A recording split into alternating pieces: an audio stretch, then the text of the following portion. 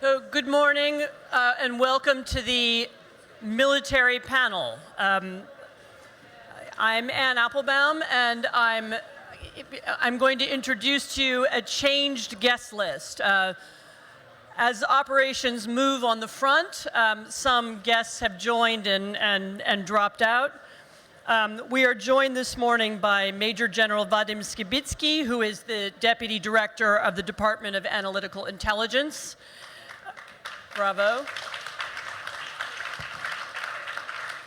By Christian Freuding, who's the Planning Director of the German Ministry of Defense and a famous German commentator on the war in Ukraine. And we will also be probably joined by someone from the front line, and I will let you know if and when that person appears. And I'm hoping that will be sooner rather than later.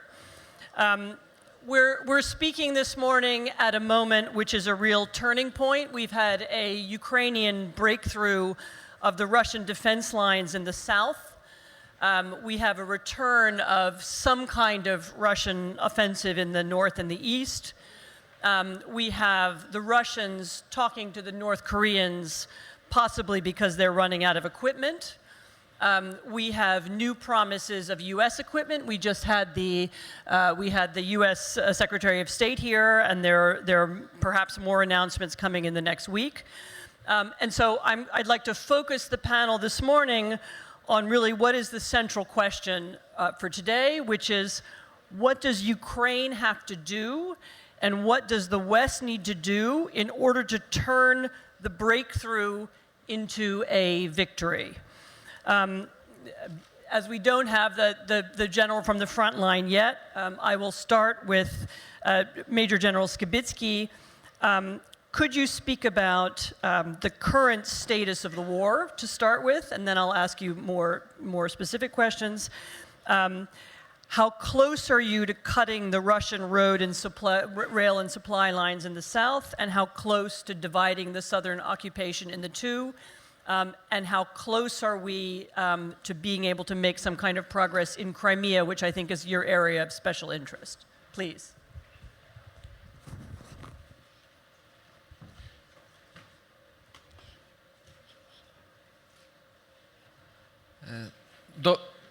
Доброго дня всім.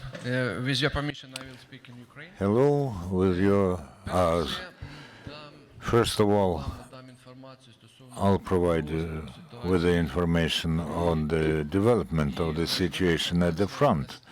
And there's an important information about how powerful is the Russian grouping on our territory. You can see that on our temporarily occupied areas in Crimea and other ones, they have more than 423,000 military. And this does not include the Russian guards and some other structures like special units and those that are supporting units, those who support the occupational power on our territories. However, within more than 18 months of the war, the Russians have not reached their strategic goal, which is the total occupation of the territory of our country. Then they have concentrated on other strategic aim goals, like the total occupation of Luhansk and Donetsk Oblast. However, now they are concentrating on two directions, Kupiansk and Limansk and Mariinka and Donetsk, so that they may fulfill at least one task and to reach the administrative boundaries of Luhansk and Donetsk Oblast. This is a very powerful grouping that they have a lot of tanks, armored vehicles, artillery system, volley system, and missiles. You can see that the Russian Federation at the moment has placed 36 launching pads of Iskander missiles along the Ukrainian border, and this is what they used yesterday. So they are methodically destroying, first of all, the civilian objects of our state. They have a strong aircraft component, assault helicopters and aircraft, which are being actively used, but they are afraid of entering the airspace of our country because our air defense force is quite strong, and it has proved to be so. And the percentage of cruise missiles and other munitions that are targeting civilian and military facilities are being destroyed by our air defense systems. We're grateful to our partners for providing us with necessary weapons to make this happen. It helps us a lot to defend our country.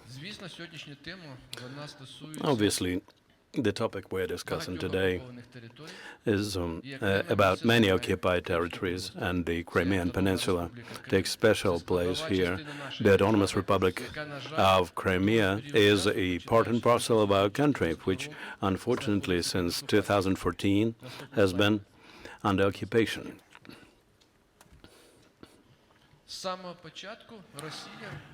From the very outset, Russia turned the peninsula into a powerful military base, and they restored all the military facilities of the former Soviet Union.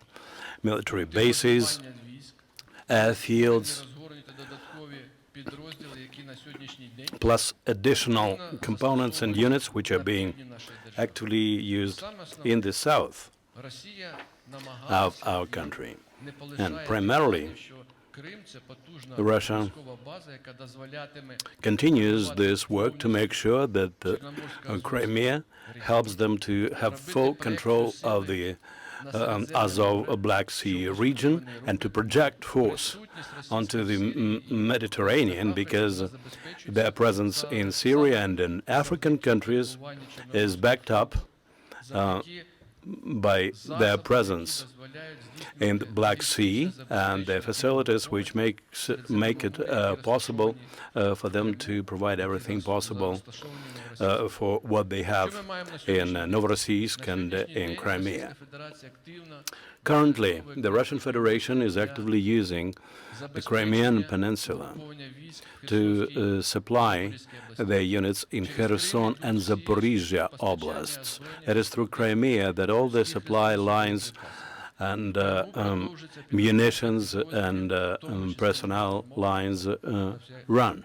In the Crimea, they recently formed the newly created 18th Army, which is now being actively used in the Zaporizhia axis to swat our counteroffensive. And they do everything possible to keep the territories that they've occupied, Kherson Oblast, Zaporizhia Oblast, and to keep Crimea as well. You can see how many materiel and equipment they have there. The threat posed to us by the Black Sea Fleet is primarily about the caliber cruise missiles. Over the last months, they have been actively using Crimea to strike our port facilities. They have facilities in Ismail, Reni, and they also have striking the infrastructure facilities which are supposed to provide food security for pretty much the whole world. So we can predict that Russia will continue to amass military personnel and build up their military power in Crimea and do everything possible to control the Black Sea area. Due to successful actions of the armed forces of Ukraine, the Black Sea Fleet of Russia is basically locked up within Crimea. There are complexes like Bal and Bastion, which are incapable of covering all the northwestern areas of the sea, and therefore there is a threat. And periodically the Russian Federation says that they will not allow free shipping in the Black Sea, and this is pretty much a threat for all the shipping, for all countries present there. And it's very dangerous to use those aquatories because they're very heavily mined, and even inadvertently Russian military facilities can strike civilian ships. We can say that the Russian Federation will do everything possible to keep the Crimean Peninsula, and not just Crimea, but also Kherson and Zaporizhia oblasts. You would be aware that since 2014 there were two major goals of the Russian Federation. The first one was the creation of the so-called Novorossiya, and the other one is to provide a land bridge from the territory of Russia to the Crimean Peninsula. So the fight is going on. Our goals are clear, and our goal is like this: all our temporarily occupied territories should be liberated, and we should reach our internationally recognized borders. This is not an easy task. You've asked me how difficult it is for us to continue the counteroffensive. It's very difficult. The Russians had been preparing for this, and in Zaporizhia and Kherson Oblast, they have several layers of defense. It is a solidly mined area, heavily saturated with artillery facilities. They have operational air force and considerable resources. But our goal will be achieved anyway, but our main goal now is to preserve the lives of our military. Therefore, we have to be very careful in planning our military operations. And another very important factor here is international assistance, because without long-range weapons and proper stocks of munitions, we would not be able to do so. So we very much rely and count on that. And our armed forces and our military headquarters are sufficiently experienced, believe me, to continue successfully the counteroffensive and to reach our strategic goal to the full liberation of our occupied territories. Thank you, General. One of the ways in which Ukraine will win is by achieving a political change in Russia, by which I don't mean regime change. I mean, the Russians have to come to the decision that the war isn't worth fighting anymore. One of the ways that I understand Ukraine hopes to do that is through strikes on Russian territory. Could you speak about that, and could you speak about whether you think that's successful, how it's useful, why it's happening? Розділю мою відповідь на дві частини. Перша I will split up my answer into two parts. The first one will be the political one. What the Kremlin regime is afraid of most of all is a regime change. They keep saying that we demand security guarantees for Russia. But in fact, they're demanding security guarantees for themselves. They want to stay in power for as long as possible. And therefore, politically, it takes efforts of all the international community. Unfortunately, during the term of the Putin regime, Russian propaganda has done its job. And if we speak about the sentiments of Russians, more than 70% of people in Russia support the ongoing war. And when we analyze the sentiments reigning in the Russian society, people not just support the war, but they believe it's necessary for them to occupy Ukraine. As to the strikes on the Russian territory, the Russian Federation is prosecuting the war, and for that war, they've involved all their potential. The armed forces, huge manpower, 310,000 military personnel have been mobilized over the last several months. Another issue is economy. Last year, they put the economy fully on the war footing. The defense industry now is trying to build up its potential to produce what they call high-tech types of weapons. And we can see that the strikes that they launch, whatever they produce at their factories immediately goes to the artillery systems or to weapons, and we suffer those strikes. In May, we had strikes against Kryvyi Rih, and those missiles had been produced in April.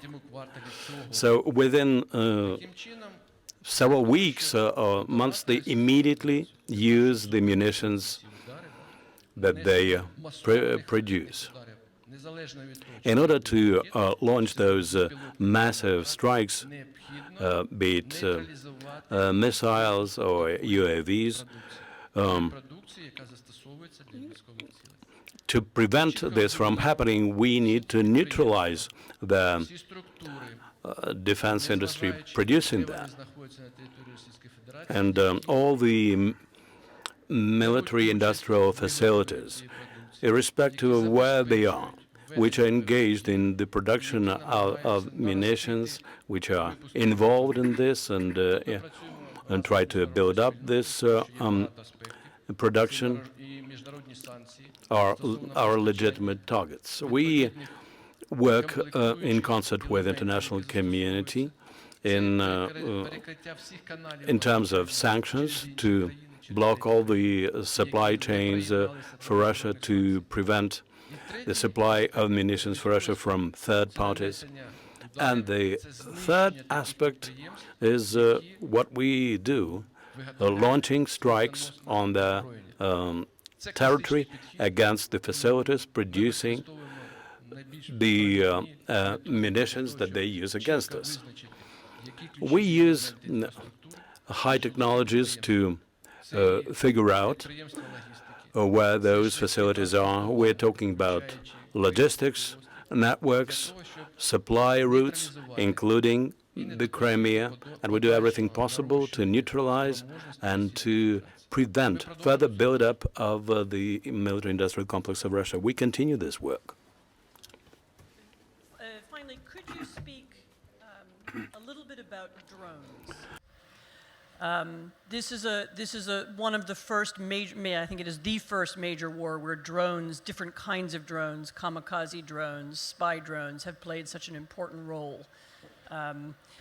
How do you see the war changing over the next 6 months to a year using drones?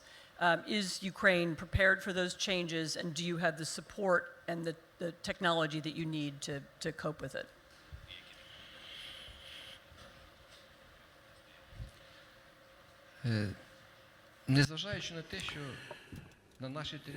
In spite of the fact that there is a conventional war going on our territory, it is still being waged with using the most innovative breakthrough platform and armaments.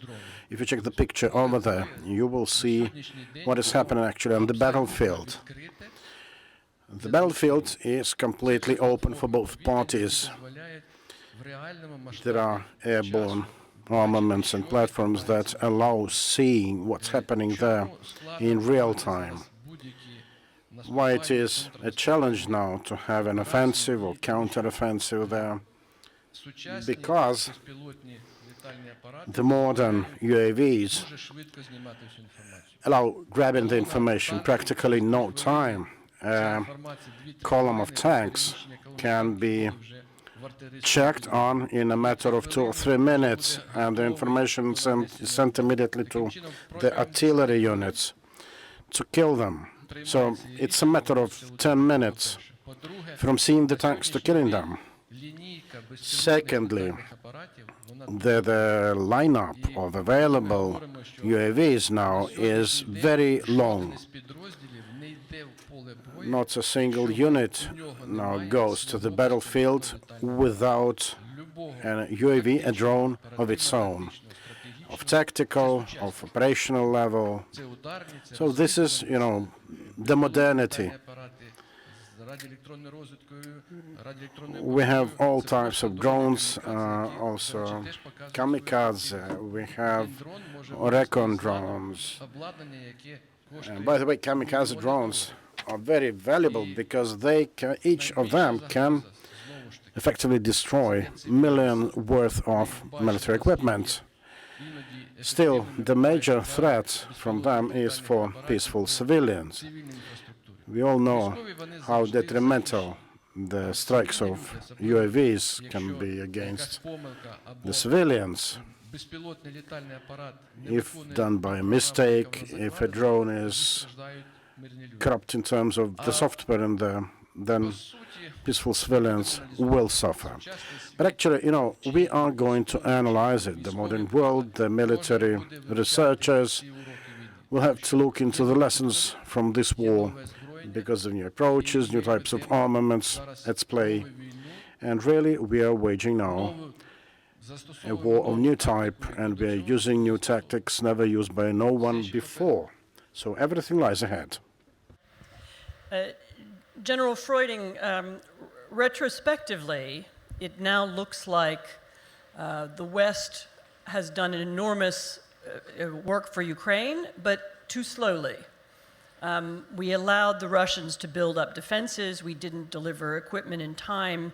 We didn't keep up the momentum from the last counteroffensive, which took place exactly a year ago.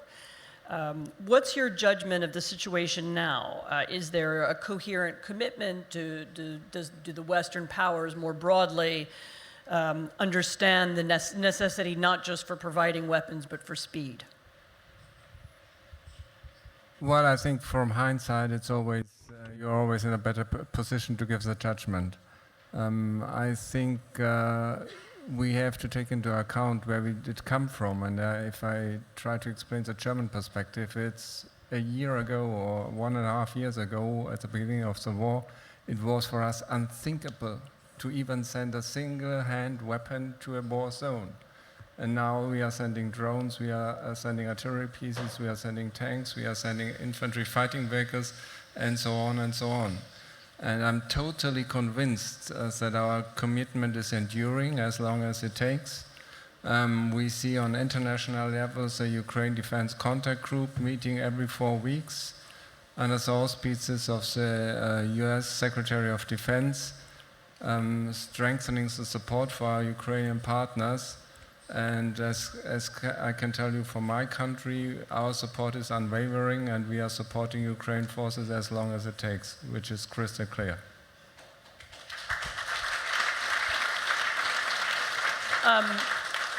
Does "as long as it takes" include the prospect of a long war? What if this is not a 6-month war, but a 2-year war, 3-year war? I don't think that anybody in this hall expects that this war will end within the next 6 months. Of course, everybody would wish it would end within the next 6 months. But I think, I'll give you an example. We get the support of our parliament for the financial support of our parliament, for our military support for our Ukrainian friends up to the year 2032. So I think this is, we are ready and we are prepared to give a long-term support, to provide a long-term support, and we are ready to make time to our ally and not time becoming Putin's ally. What about Western ammunition and weapons production systems? I was told this morning about a conversation with an allied member drone factory that was still only producing 20 drones a year. They just aren't able to produce more. Do you see that beginning to change? Are there beginning to be long-term expectations from the defense industry? It is beginning to change, but it is a common effort, not only by the governments, by the foreign militaries, but also by industries. But I can give you some good examples. For example, we discussed a year ago how we would provide ammunition for the German anti-air tank Gepard. We were very short in ammunition, and at the end of the year we started to think about how we can produce or newly produce this ammunition in Germany anymore. And last week we were able to provide new ammunition, newly produced ammunition, which is, I think, a good example that we get faster, but we can improve on that, no question. I'm going to ask from the audience for a comment from Roman Kostenko. Some of you will know Roman is a member of the Ukrainian parliament, but he also runs, this is a uniquely Ukrainian phenomenon. He helps to run a drone battalion near the front line. And he'd like to talk about his experience with Western weapons, among other things. Please.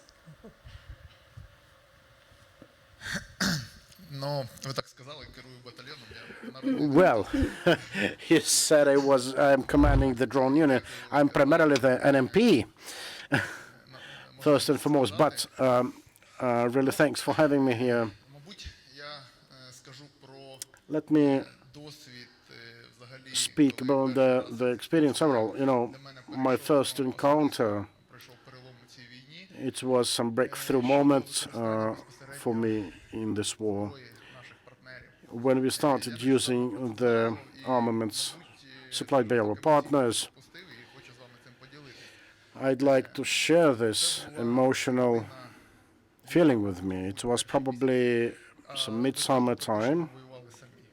Before that, we practically fought alone. We had some man-pads, some grenades, anti-tank grenade launchers, but mostly we used our own equipment. I was myself nearby Mykolaiv, and we tried to repel them a bit, but we were ambushed every other time. And we were heavily depleted on our armaments to the extent that we really were waiting for the time when they will take over Mykolaiv. And I do remember reports from my unit commanders telling the advances of the Russians in this and that direction.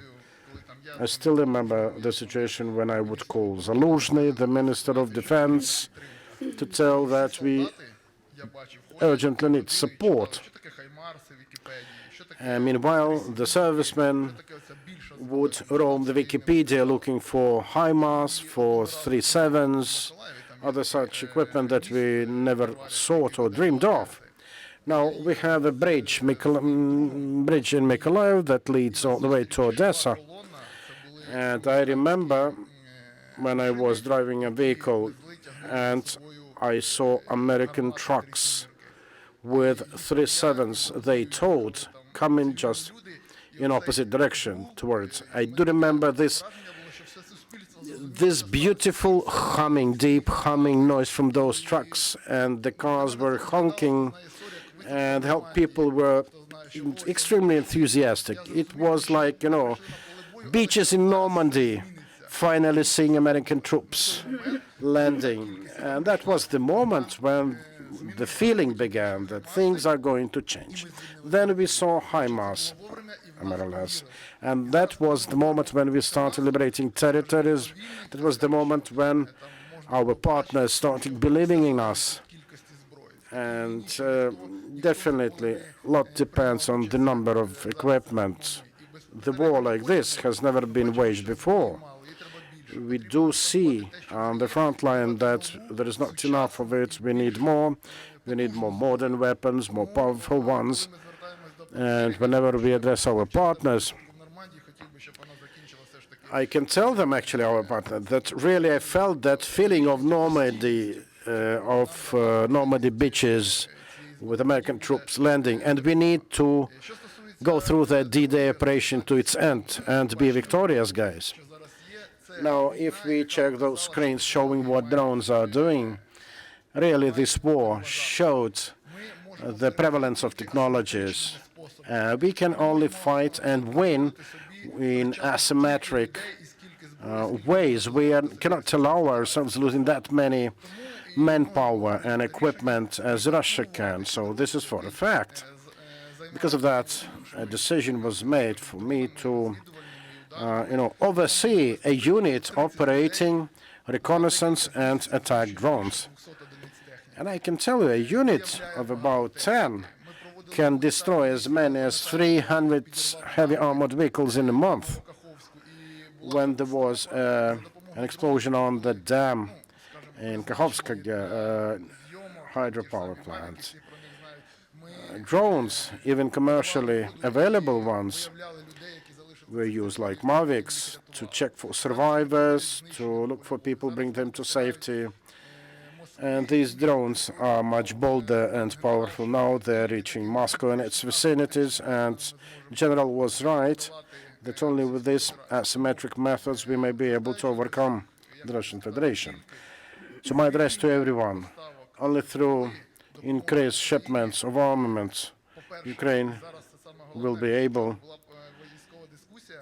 to win. And really, during yesterday's discussions, the military never mentioned counteroffensive, but rather were speaking about keeping the territory. This is really important. Sometimes, in some areas, we have counteroffensive. In other areas, we have to keep the territory, keep the area. And we need to create conditions to further liberate them. Thank you. We will have guests joining from the front line in just a few minutes. But just before that, I'd like to call on Anatoliy Bargilevych. Many of us have followed the war from the work of the Institute for the Study of War. She's a fellow there, and she will speak about how to influence Russian capability and the question of Russian reserves and Russian production. Дякую. Доброго дня всім. Thanks, Anne, for the question. I think there are three dynamics that influenced the trajectory of the war. One is intent, one is capability, and the third is the perception of the intent as capability that Putin has tried to influence and manipulate every day to make sure that our decision-making is both slowed and wrong. In our assessment, the only way at this point to change Russia's intent is through targeting its capability. If we talk about the intent part, so far we observed no indicators that Kremlin's intent to control full Ukraine has changed. Even despite the battlefield setbacks they had and problems at home, there's no indication Putin is seeking any sort of off-ramp. Additionally, I think our planning assumption should be that this intent will outlast him by design, in part because he is trying to indoctrinate Ukraine agenda into both the population and Russia's concepts, but also because the power brokers, either current or potential one, largely subscribe to the same agenda. They may just differ in ways of pursuing that. So with that said, I think considering this reality, and there are a lot of conversations we've heard about potential talks, any effort to try to change Putin's intent just through talks is a predetermined, failed policy. Because at this point, there is nothing one can promise to him that's short of Ukraine's sovereignty that he will take. I think, fortunately, it's never been just about the intent. It's always been about capability. And the fact that we're here in Kyiv is actually a testament to that, because it's not because Putin stopped wanting to take Kyiv, it's because he was denied capability to do so. And the West has quite a bit of ability to shape, and Ukraine, of course, Russian capability. And we talked about different elements, be it manpower, military production, but also, frankly, territory, which is a part of capability and momentum. And I think as we look at the situation on the front lines now, there are three key things where we see an opportunity and a critical need. The first is the need to sustain Ukraine's momentum and initiative and really learn the lesson from the last year where Ukraine did two successive phases of Ukrainian counteroffensive and then could have gone on a third, but the Western aid was a step behind battlefield needs, and therefore Russia had 5 months to build up the front lines. So I think we really must learn the lesson and plan for the second and the third and the fourth phase. The second is the defense industrial base. Sanctions do have effect, but Russians found ways to circumvent them and need to be fully starved off from any access to electronics, in particular in the semiconductor ecosystem. And I think I will add, going back to the point, that it's not about only capability, it's not about only intent, it's also about the perception. We should be prepared for another wave of major information operations this fall and into winter with the use of specifically nuclear blackmail, because it's one of the very few ways in which Putin can try to close the gap between Russia's objectives and its means. And I think we didn't go through that test well last fall, but I think we have to be prepared, especially in the Western capitals, for that this time. Thank you.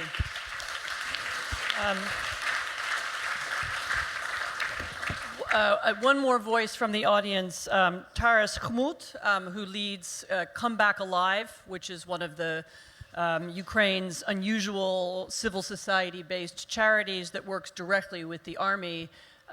Perhaps he'll speak about the soldiers, the mood on the front line. Доброго дня. Good afternoon. I don't think that it's very correct to ask volunteers about the moods on the front line when there are some military personnel presented here, but one of the previous speakers was very fine when saying that we haven't won yet, we haven't prevailed yet, and somehow our society and all of us keep thinking along different lines, and this is really an issue because we can get trapped, just like Russia was trapped on the 24th of February last year when they believed that they had already won. So this is the first important point to make, that we have to perceive we haven't prevailed yet, and we as may not prevail. So when we talk about counteroffensive, our main objective is to hold the territories that we have already reclaimed, because in some places, unfortunately, we are surrendering in some of the territories that were previously reclaimed. So talking about moods and sentiments, 1.5 years is way too long. People are getting fatigued, and that means that at some point they will have to be rotated. Other people will have to come in their stead. People will have to be yanked out of civil lives, economic life, and that means that we will have to put our life in a form of a marathon. This can go on for years and years, because you may have been listening carefully. Yesterday, the president said that we are not ready to compromise. We are ready to wage this war until the bitter end. So the moods of the military are not that positive as we would like them to be here in Kyiv. However, they're still winning us some time for us to undertake specific actions, for them to result in specific palpable results that will perhaps lead us to the victory. Thank you. And there is one final comment coming from Bob Seeley of the British Parliament. Hi, thanks very much indeed. I'll be nice and brief. I did the last 4 tours with the British Army, and my PhD is in Russian warfare, so I'm trying to combine that. I spent the last 3 days down in Kharkiv and Kramatorsk with several units, so I've just got a couple of thoughts about that in relation to Western support. Firstly, I think we're seeing the development of a Ukrainian way of war, which is highly versatile, highly creative, having to problem solve. They've got 17 different types of artillery, 14 of which are from the West. So they're having to mix and match, and even just supplying and getting the logistics right is effectively a Jenga puzzle of significant proportions. They're also having to deal with assaulting enemy positions. And these front lines in some places, I was watching actually the Klevshka battles up on the defense Twitter site up there. We're watching it. I was watching it in an ops room near the front line. Every 75 meters, a Ukrainian soldier dies. And 3 or 4 are injured in the same period. So there is a huge price in being paid in people's blood. And they'd taken in the 24 hours that I was there, they'd lost a soldier and they had 7 injured. So you're dealing with significant casualty rates. And having to take territory whilst minimizing casualties is absolutely going to be part of Ukraine's way of war, because if Putin can kill 500,000 Russians to kill 500,000 Ukrainians, that's a victory for him. And I think we have to be, as Taras was saying, we have to be brutally realistic about this. When it comes to Western support, when it comes to training, and the Brits are doing a lot of the training, I think we need to make sure that we're focusing our training around the Ukrainian experience. So that's learning as we go. So that's the use of drones, but also ensuring medical training is incredibly important. Good thing about Western kit, it's getting blown up, but the people inside it are surviving, which is exactly what it's there for. And when I was in Afghanistan, as soon as you got inside a Mastiff, you just felt safe. You could be blown 30 foot in the air, it wouldn't matter. You get a headache and that's about it. It was wonderful. And I'm so glad that Ukrainians have got this fabulous kit that we have. We have to supply long term, and we have to get that in place. There's a British government statement on Monday. I'd like to see them talking about this BAE contract with the Ukrainian military, because if the Russians are going through 10 to 40,000 shells a day, Ukraine is going to be always running short unless we really up this stuff. Finally, and it's a sobering thought, on drones, the Russians are getting better. The Lancet drone is effective. It's worrying the troops for good reason, because it's killing people. And Ukrainian troops, okay, in Kramatorsk and other places, they're dying through random strikes. But on the front line, they're dying through 120mm mortar, and they're dying through the use of kamikaze drones such as the Lancet. And there needs to be more investment, maybe more support from the West in electronic jamming. And I know there's effectively a jamming battle taking place all along the front line at the moment. And the final point, which Natalia said, and ISW's fantastic reporting, I recommend it to everybody, along with the work of Jack Watling at RUSI, if you want to find out what's going on in this war. Both of them are superb. We have to sustain, because the reason why the Ukrainians are taking such deep casualties at the moment is because you've got the Suvorkin line. And if you give the Russians another 2 months or 5 months over winter, they will simply build line after line after line. So part of the Ukrainian way of war has to be, in terms of operational art, almost a reinvention of the ideas of deep battle and continuous battle. You have to keep going, because every time you let the Russians dig in, you kill more Ukrainian soldiers. Slava Ukraine.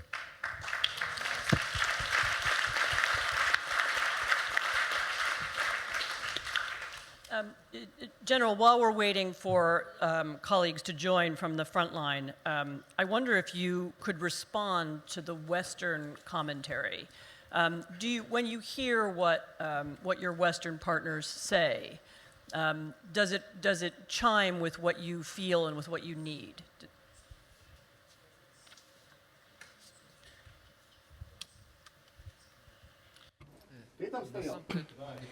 First and foremost, it does not just chime with us. We also possess the information that relates to the current situation and the plans that the Russian HQ has concerning Ukraine. We are in close collaboration with our partners, because without substantial support that we are harnessing from our partners, which concerns intelligence exchange, obtaining means with reference to reconnaissance and intelligence operations, it wouldn't be possible for us to get the complete picture of the battlefield situation. We do recognize the problems that we have. We acknowledge all that, and we understand that it's not that easy to equip the troops or the military that are newly enlisted, newly conscripted, and they have virtually no experience of being engaged in the hostilities. And the same goes for the Russian Federation, because the professional composition of the best prepared Russian troops had been destroyed by the midsummer last year. I can give you an example. 155 Brigade of the Pacific Fleet. Right now, this brigade is fighting its 6th composition. So these are not mariners. These are also people who are part of the marine crews, other kinds of troops and military personnel, but this is not amphibious assault. These are not airborne troops that entered the territory of Ukraine on the first days of the aggression. This is the second or the third composition of the lineup of these troops. And nowadays, if we're talking about our troops, in the first place, you have to help us to equip our reserves as fast as you can, because sadly, and I do agree with this comment, we do require rotation. Russians are trying to do that. However, they're doing that at the expense of the sustaining huge losses, and they're introducing new troops.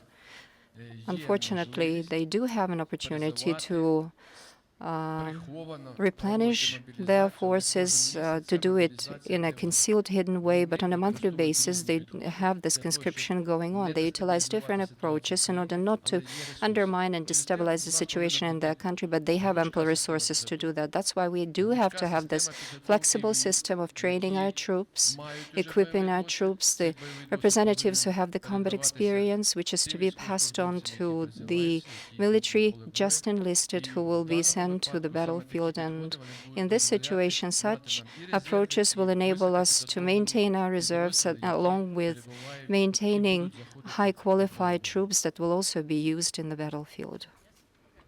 Thank you. So I'm told that Major General Bargilevych is joining us. He's the Chief of Staff of the forces on the Eastern Front.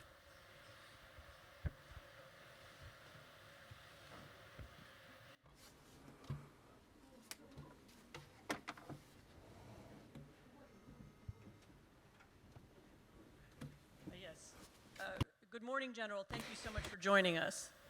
I understand you've just been at an important meeting. Maybe you could tell us what happened at the meeting and what the front line looks like today.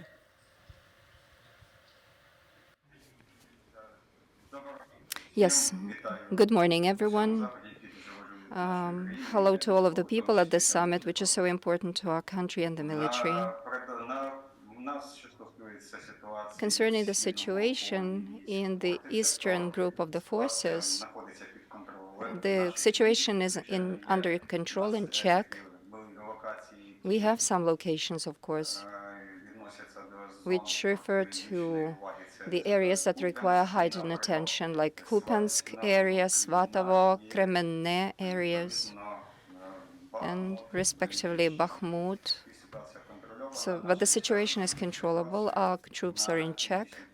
Also in some northern areas, Kupiansk, Kremenne, where the adversary is trying to attack our lines, having no success as of now, and our fighters are keeping the front lines steadfastly. Concerning Bakhmut, our units are also undertaking offensive maneuvers, and they're also destroying the enemy in these areas. Can you speak to us also about the situation in the south? How close are you to cutting the Russian road and rail and supply lines? How close are you to dividing the southern occupation zone into two?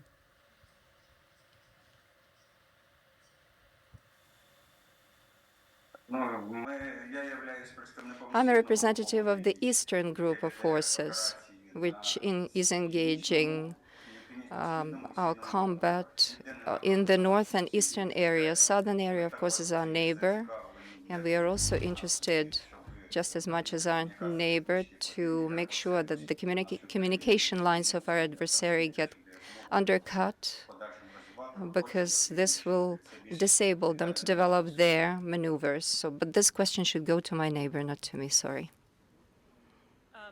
Do you see Russian tactics changing in the last few months? Do you predict that change to continue in the next, do you predict any changes in the next few months as well?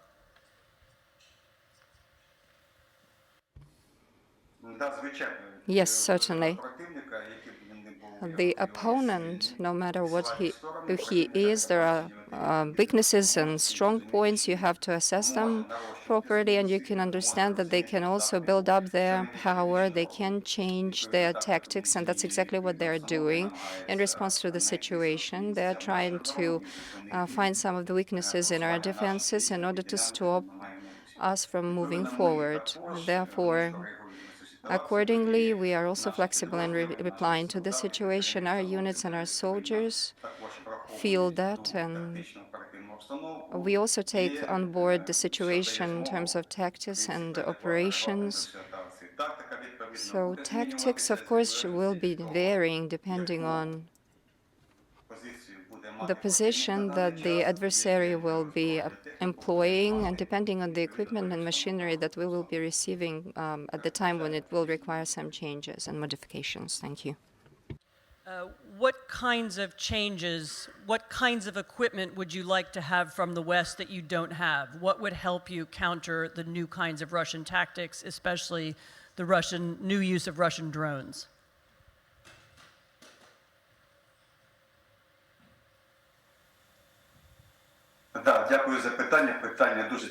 Thank you for the question. This is a very interesting and very urgent question for today, because the life of our people depends on the kind of the weapons that we have. And of course, this is one of the tasks that our leadership sets before us, to save the lives of our people. That's why we need special and specific armaments. First of all, these are the remotely led systems of destroying the enemy, because if we destroy them at a distance, this helps us save lives. And then there is, of course, a very urgent issue of drones. Finding drones and destroying drones, the stations of radio electronic influence and these locators are all very, very important. And the ammunition that is used to destroy drones, this is what we would like to have from our partners. And we expect that, we hope that we will soon have this. This is the guarantee that more of our lives will be saved. One final question. What is your estimate of the Russian goal in the north? Is it to retake Kharkiv province? Is it to hold Donetsk and Luhansk? What do you see the Russians trying to achieve?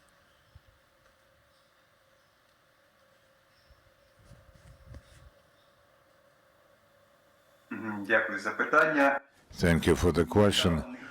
Their goal is clearly set by their leadership and by their military leaders. They set the task to hold to Donetsk and Luhansk regions. They do not conceal this, and they try to break through Ukrainian defenses and come to the boundaries of Luhansk and Donetsk Oblast. And then there are some statements, including mass media, that their another aim is the north of Kharkiv region and sowing as much panic among our civilians and military as possible. So they are aiming at retaking the north of Kharkiv Oblast. General, thank you very much for joining us. We appreciate it very much. Thank you.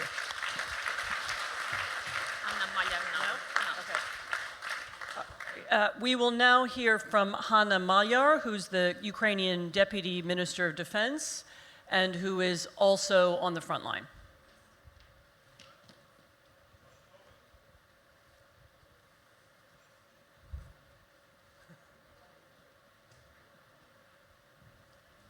Minister, thank you so much for joining us. We know you're on the front line. Can you tell us what the situation today looks like to you? And what are the prospects for success in the next few months?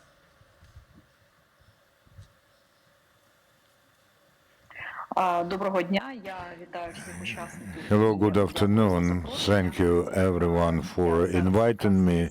My greetings to everyone here. I am at one of the directions of our front line, and the background that you see is what we can show. The general situation, briefly, is rather evident. The major direction of our offensive is south. We also carry an offensive in the vicinity of Bakhmut. However, the Russians took the eastern direction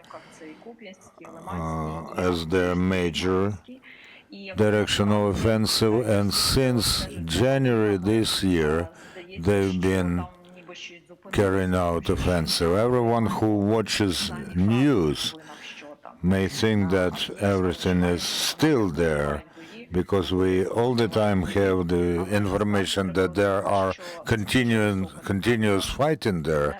But you have to understand that this is a very high dynamics of fighting. This is not just one line in the news. If we take Mariinka, this is also an emotionally important direction for Russians. They have practically erased the Mariinka from the face of the ground. However, they still cannot control this town. The same situation is with Avdiivka, because they do not enter Avdiivka. They are afraid of being bogged down in street fighting. Kupiansk and Liman, we are seeing activization of Russian troops in waves.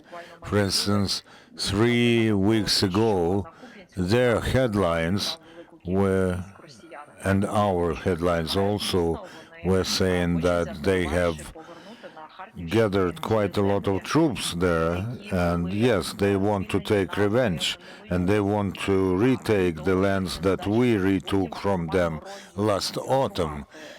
Besides, they want to disperse and deconcentrate our forces so that we cannot concentrate them on Bakhmut direction, where we have a successful offensive.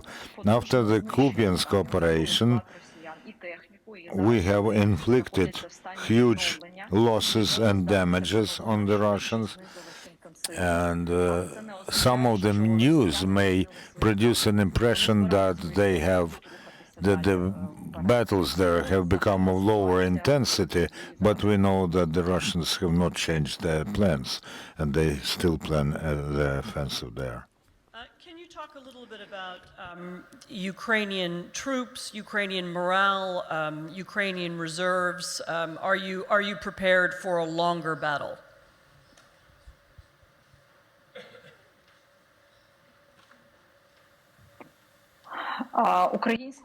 The Ukrainian morale and of our troops is the same as we had in 2014 when the war started, and the same as the huge-scale war started in 2022. The Ukrainian spirit is unbreakable. We are proving this every day, both our soldiers and our headquarters and our command, and this powerful resistance is the Ukrainian miracle, because not a single country has faced this sort of intensity of battle after the Second World War. However, we have to recognize that the enemy is powerful, they have more people, they have more weapons, so in spite of the fact that Ukrainians are much more professional militarily than the war enemy, we are in dire straits because the Russians have more weapons. In the east, last week, the Russians have used 400,000 artillery projectiles, shells, while we had used 8 times less. However, they also have dominance in the air, and despite this, we managed to carry out offensive.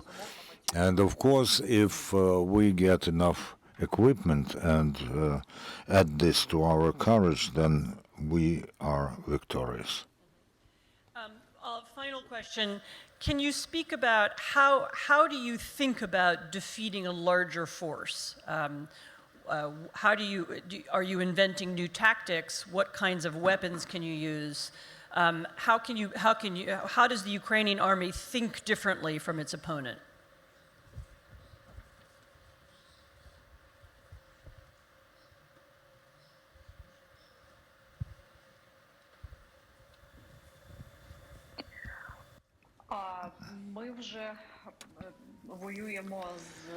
You know, it's not the first year that we've been fighting the Russians, while our long history of war with Russia lasts for 400 years, and this war has been lasting since 2014.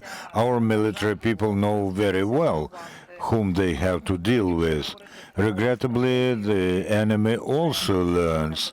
So if we talk about strategy, of course, this is a professional issue for the military, but I can say something. There are strategic aims to liberate all the temporarily occupied territories, but as far as tactics is concerned, this is being corrected every day. Our commands of operational and strategic forces are all located in the combat zone, and they are making everyday decisions. So there's the work round the clock, and the headquarters also work round the clock. And there are strategic things, which are basically two things: people and weapons. You can see how unbreakable and how indomitable Ukrainians are. But the factor of weapons is also decisive. We are immensely grateful to our partners, because without it, our offensive and our victory are impossible, but we all understand that as of now, the Russians have more weapons than we have. Minister, thank you so much for joining us. We really appreciate your time. Thank you very much.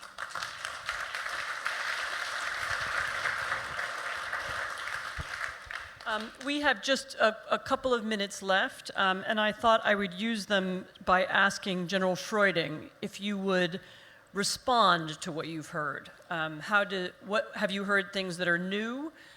Is there a message you'll take back to Berlin, to Brussels? Of course, there are a lot of messages I will take back. Therefore, I'm here. I'm listening to you and to Ukrainians. And that's the reason why we're here with the delegation from the German military, from the German Ministry of Defense. And you saw me pinning down a lot of requests and requirements of the Ukrainian for the Ukrainian forces. And I think what I would like to end up is, I would like to end up with a promise. We keep our commitment, we will continue our support, we will accelerate our support, we will coordinate our support better, because I think that's one of the most important things, not only to send what we have and what our industry produces, but really to provide capability packages, training, equipment, sustainability to the Ukrainian forces, to prepare the Ukrainian forces for victory. And I'm pretty sure we share my friend, we share your vision of victory. Thank you very much.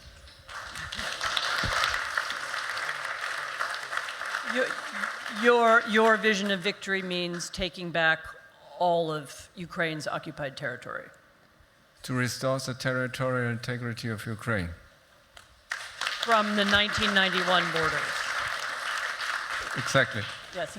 Thank you very much. I think we'll end with that. Thank you, everybody. Thank you.